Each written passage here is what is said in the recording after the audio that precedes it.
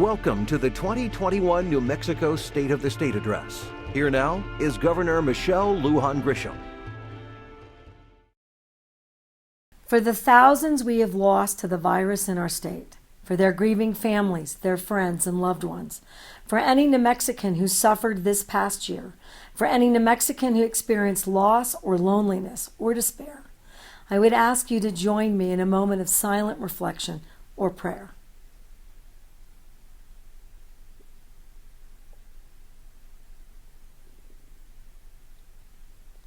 My fellow New Mexicans, grief is a teacher, and the process of grieving changes us. I can speak from experience. When you have lost a sister or a husband, you might get angry. You might feel helpless. You might ask any power that may be listening to change it, undo it, deal a new set of cards.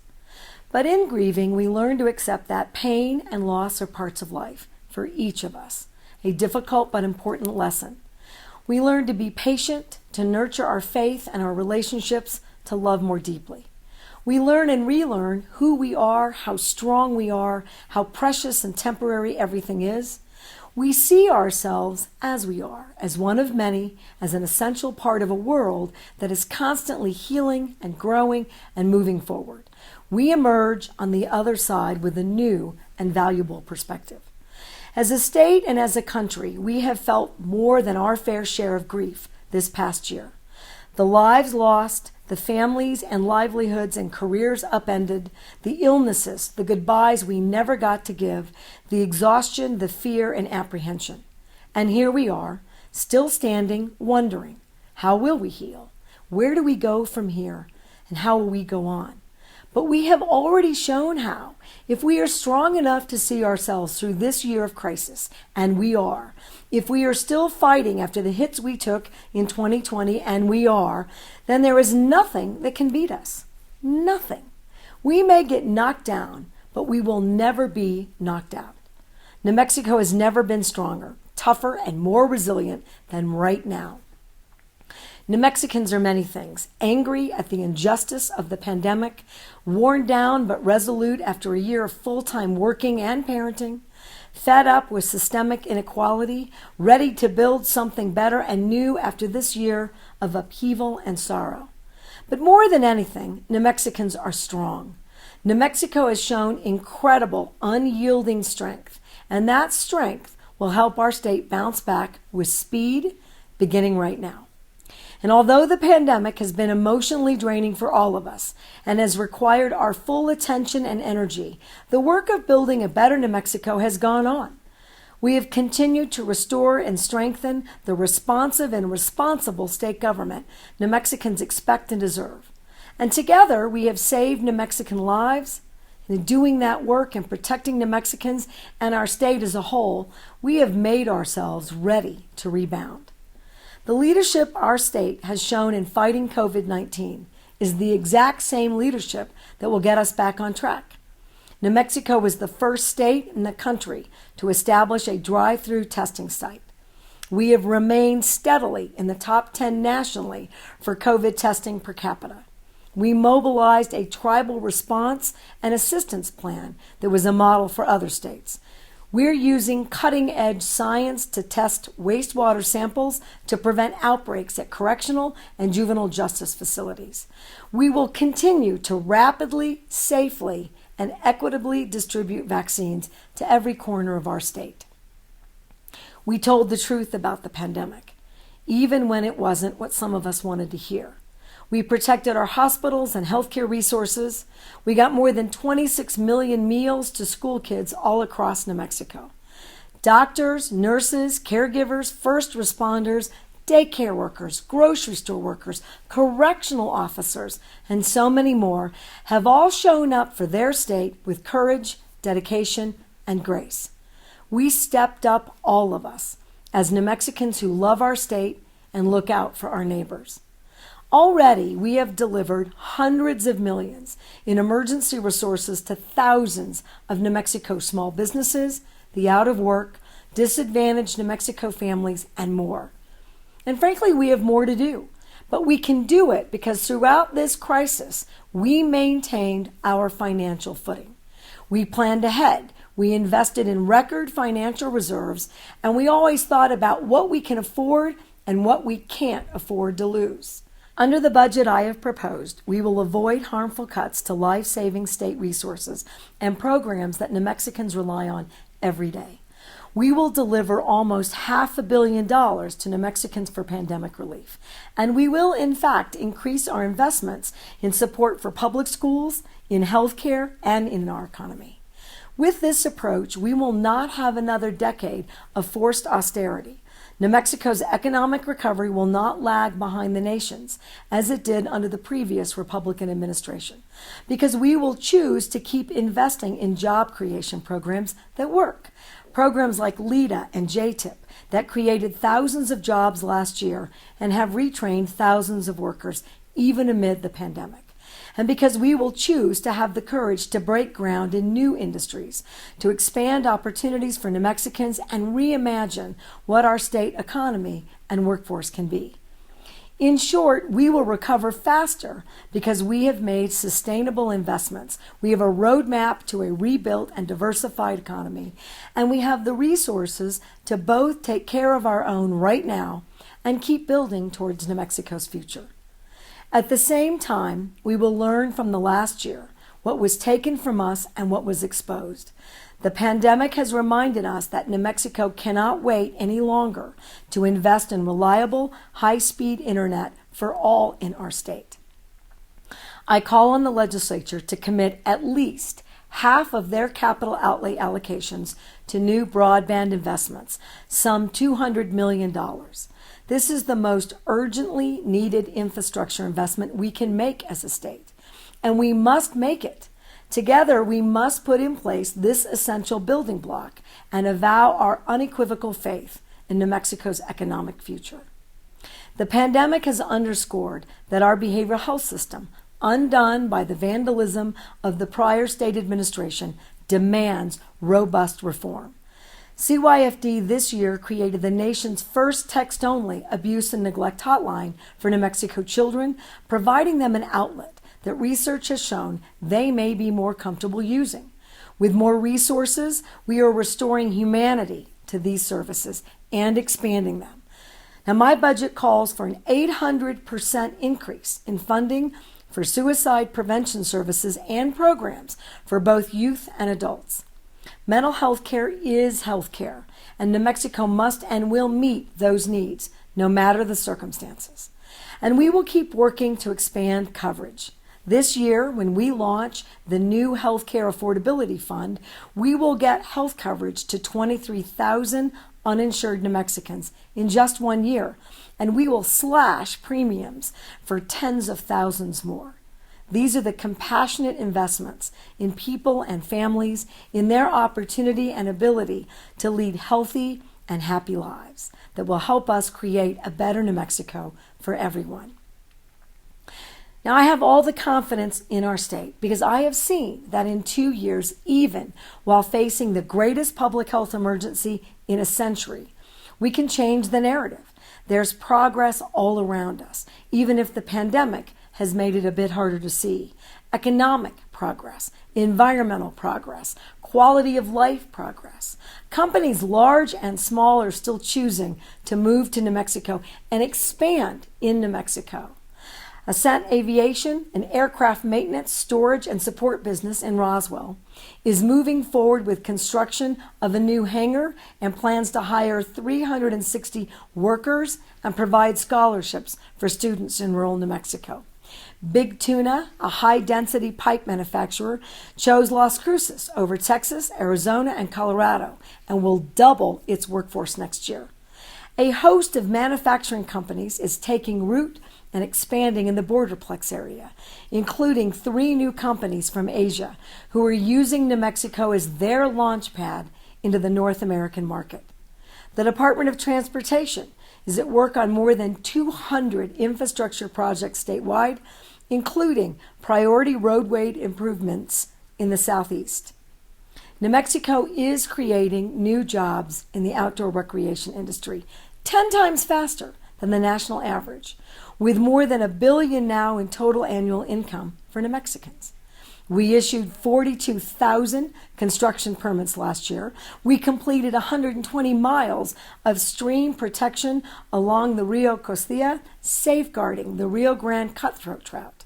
And in 2 years, we have issued almost 700 brand new hemp licenses, covering 15 million square feet of indoor growing space and almost 10,000 outdoor acres.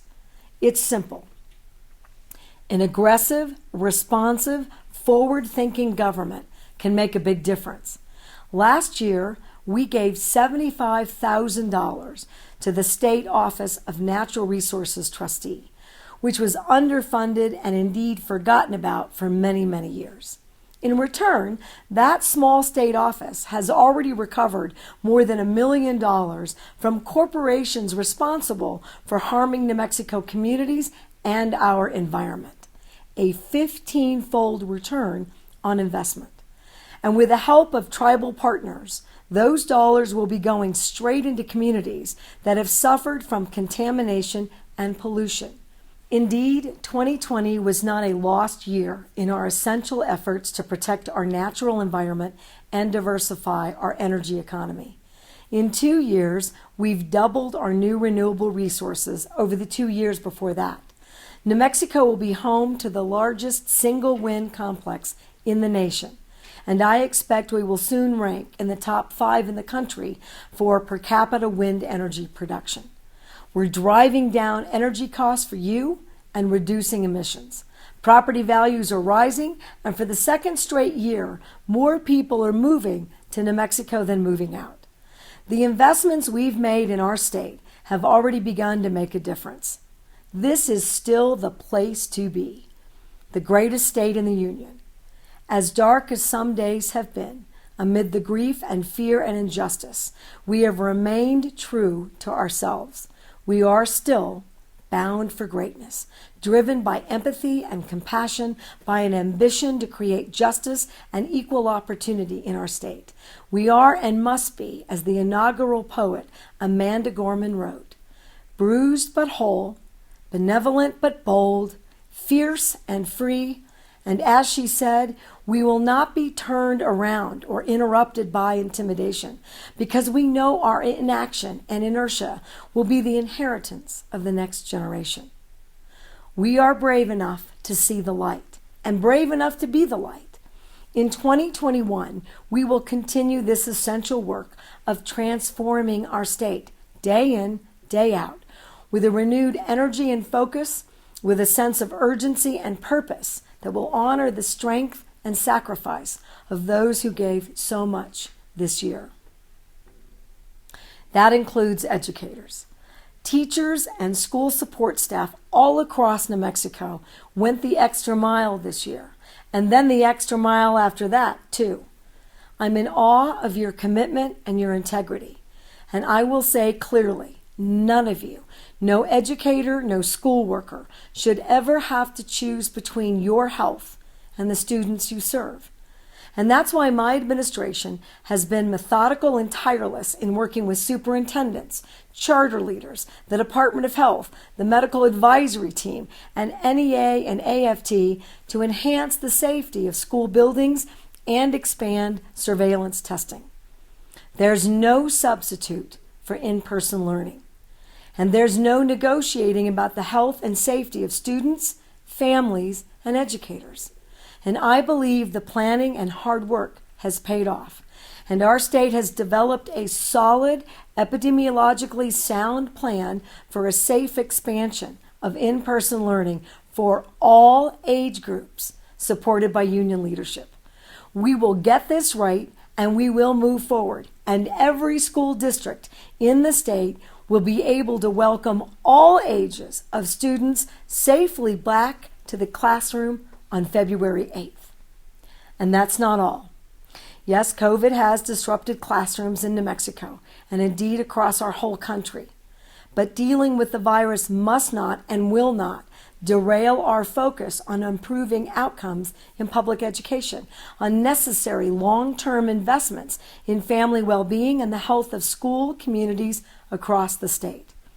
We will enact an equity-first budget for public education, ensuring money reaches students and schools in proportion to the socioeconomic needs of families in the community, laying the path to a public education system that truly delivers for students now and 100 years from now, no matter their zip code, their family's circumstances, or the color of their skin. With the collaborative leadership of the legislature, we will tackle reforms in special education, beginning with a new ombudsman office focused squarely on the needs of differently abled New Mexico students and their families.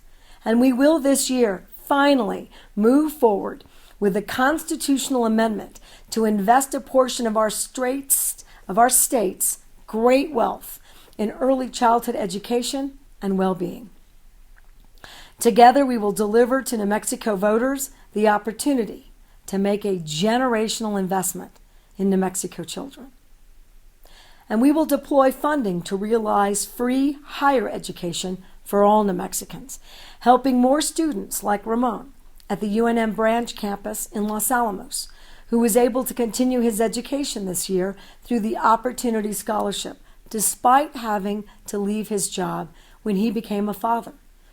With seed money from the legislature this year, we were able to reach almost 5,000 New Mexico students with the Opportunity Scholarship in the fall 2020 semester alone, fully covering their tuition and fees at two-year institutions. If the legislature will commit the full $22 million in funding I've requested for this program this year, 30,000 more New Mexicans will have access to the two-year higher education they need without worrying about tuition and fees. We have a long way to go to realize the potential of this program, but it deserves an investment of our attention as policymakers. New Mexico institutions of higher learning had the nation's largest decrease in returning students last year. We can all agree New Mexico should once again lead the nation in college opportunity, and we must do the work to get there. This funding is a vote of confidence in New Mexicans, a proclamation of faith in their potential in colleges all across New Mexico. We must enact any and every strategy to improve educational outcomes for New Mexicans, particularly those that connect young learners and adults directly to the workforce. And we will. Because our workforce is our lifeblood, and our small businesses who have shouldered the hideous burden of a once-in-a-century pandemic are the heartbeat of New Mexico communities. Our state will continue to step up for them. We didn't wait for the federal government to get its act together. We got grants and stimulus checks out the door. We will always take care of our own. And as I said, there's more to be done. But I believe we have the opportunity this year to do more than sustain our workers and our businesses. We can make the forward-thinking investments that will create the diversified and thriving economy we've always needed, transforming how New Mexico does business and how New Mexicans make a meaningful living for decades to come.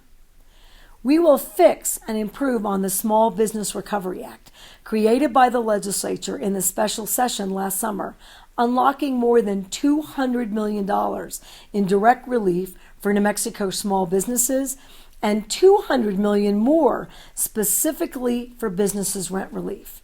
We will remake our state procurement code to boost minority and Native and women-owned businesses, and to ensure more New Mexico dollars are spent with New Mexico-owned companies.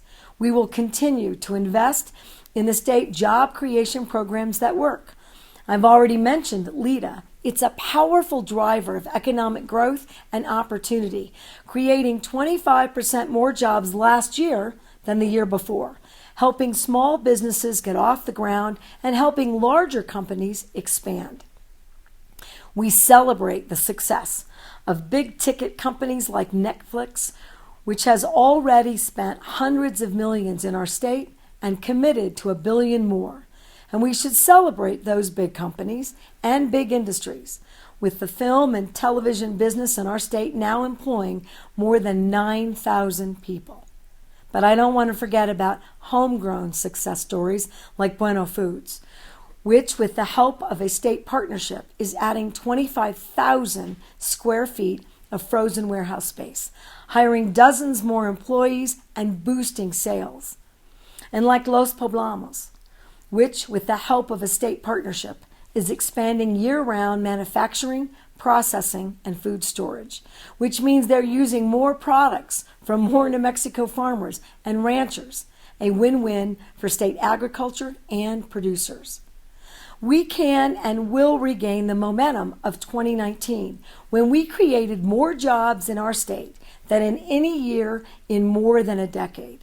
When we drove down our unemployment rate and we saw thousands of people move to New Mexico specifically for jobs. We can be aggressive in recruiting new workers and creating new jobs all across our state, in tourism and hospitality, in construction and agriculture, in energy and aerospace and outdoor recreation. But we will avoid an extended period of economic stagnation only if we are forward-thinking about the future. If we keep our eyes on what new companies and industry and workers we can bring into the fold. A crisis like the one we've experienced last year can be viewed as a loss or as an invitation to rethink the status quo, to be ambitious and creative and bold. That kind of thinking includes, of course, recreational cannabis and the tens of thousands of jobs and hundreds of millions in new revenue it will bring to our state. I have no interest in another year of thousands of New Mexicans eager to get to work and make their future in this industry being told no, just because that's easier than doing the hard work to get to yes. When we emerge from this pandemic, we can have the same old economy with the same old boom and bust future, or we can roar back to life, breaking new ground and fearlessly investing in ourselves, in the limitless potential of New Mexicans. I know which future I prefer, and we can begin building it this year. Just as we're building on our commitment to a clean, sustainable future. As I mentioned, implementation of the landmark Energy Transition Act is moving ahead speedily with more renewables coming on board. We're adopting new building codes, saving New Mexico homeowners up to $400 a year on energy costs while reducing emissions. We're making solar energy more affordable for New Mexicans. We're installing electric charging stations all along popular highways spanning the state. And we're creating hundreds of new clean energy jobs while investing in emissions monitoring companies that will help us reach our climate goals. And this year, we will enact the country's toughest methane and air pollutant rules in the oil and gas industry, finally cracking down on waste and pollution in a way that is not punitive but innovative, capturing harmful emissions and in the process creating more revenue for our state and for our schools. The sanctity of our natural environment, our clean air, our water, our beautiful mesas and forests and mountains is non-negotiable. We know that protecting our environment can also mean giving ourselves a leg up economically. And that's what we will continue to do. By taking swift action, New Mexico will once again be a model for the country. In closing, I will tell you my fondest hope that the crisis that began in 2020 will end in 2021, that the darkness we've experienced together will pass, and soon.